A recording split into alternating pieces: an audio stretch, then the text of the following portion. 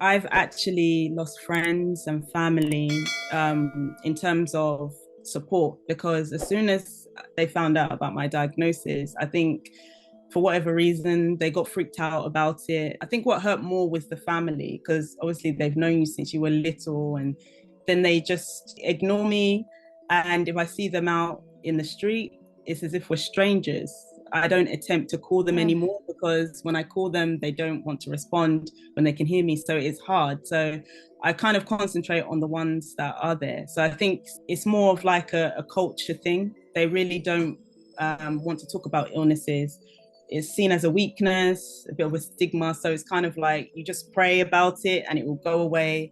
Don't talk about it. So I decided that I wanted to come out about it. And what better quiet way than to go on all the public social media platforms and Good just tell girl. yeah. Yes. So my family, we come from a long line of broken immune systems. My mother has multiple chronic conditions. My biological father actually has MS as well. So it's kind of like this, we get it because Mm, we're all falling apart. okay. So my husband and I, we got married in June of 2019. September of 2019, I was diagnosed with MS. So it was what, like 4 months after. There were members of his family that accused me of knowing that I was sick, and that's why I married him, because I wanted him to take care of me. And Mm, that was like the biggest dagger. I was trying to emotionally process the fact that I, had just turned 30 and I was going through, this life-changing medical thing. So this was like, whoa, I'm trying to, figure out what's going on with my body and learning about treatment. And I had never even taken medication for anything before. So mm, we had to put boundaries in place and say, look, if you want to stay in our lives, this isn't going to be tolerated.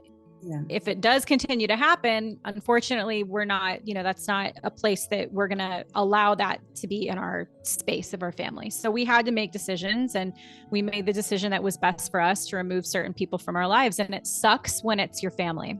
Yeah. That's the worst thing, because it's like they're supposed to be in your corner. That's good because to be honest with you, I didn't even think about boundaries, to be honest. I kind of just let, if you want to be there, you'll be there. If you're not, then fine. And I think even up until now, because I was diagnosed in 2016.